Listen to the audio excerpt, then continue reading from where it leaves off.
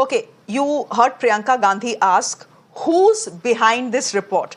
The person who is behind this report is Professor Shamika Ravi. She's joining us on the broadcast. Just to also let you know that she's the daughter of the governor of Tamil Nadu, R.N. Ravi.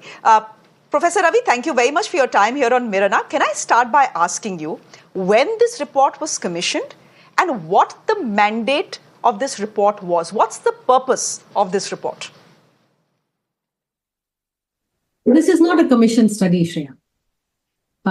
There have been very few commission studies that we do. Basically, this is it's a research paper. This is a paper that some of us, as researchers, we felt when we saw this data that let us look at what is happening to minorities. And my co-authors Apoorv Mishra and Abraham Jose, both younger colleagues and extremely capable people, particularly capable with data and asking the right policy questions, we started to look at the data. So this is not commissioned by any authority.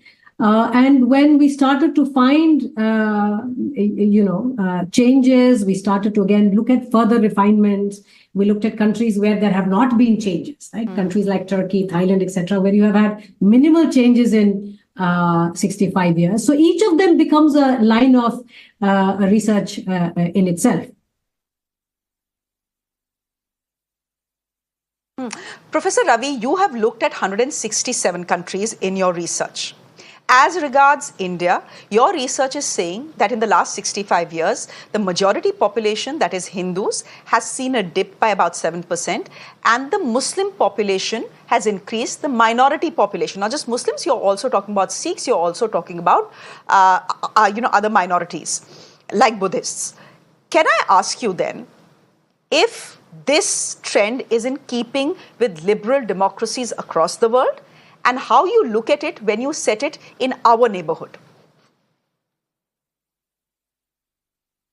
I think those are the two contexts, Shreya, that the findings for India become particularly striking. One is that the nature of change, which is that share of minority is increasing, and that too significantly, 7.82% is not a small number, particularly within 65 years. We are very similar to the Western plural liberal democracies. And we are very unlike our neighborhood, where other than Myanmar, which saw a 10% decline in the Theravada Buddhist population, we have seen the biggest decline in majority population and a commensurate, therefore, increase in the minority population. All other countries in the neighborhood, Pakistan, Bangladesh, which has seen the biggest decline, Sri Lanka, Bhutan, Afghanistan, all these countries have seen alarming decline in the share, not absolute number, share of minority religions. So in that sense, India is truly unique. You have said that, and I'm quoting you here, that in several quarters there is noise, and contrary to this noise, careful analysis of the data is actually showing that minorities are not just protected, but are also thriving in India. Professor Ravi, as someone who looks at numbers, can I ask you if population increase is the only matrix with which we can measure the thriving and the prosperity of a minority community? Oh, absolutely, Shreya. This is like a final outcome. It's like, when we look at sex ratio and we say that if you have a declining sex ratio, it's an outcome of a discriminatory society. Right. Similarly, here, if we see that the share, not absolute, but the share of minority population, if it is rising over time, what does it tell you?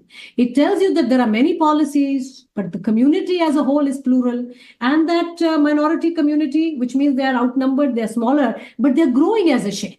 So I think it's an excellent, yes, it is one metric, but it's a composite metric. It's like a final outcome of many policies that go towards making minorities secure and hence grow in strength.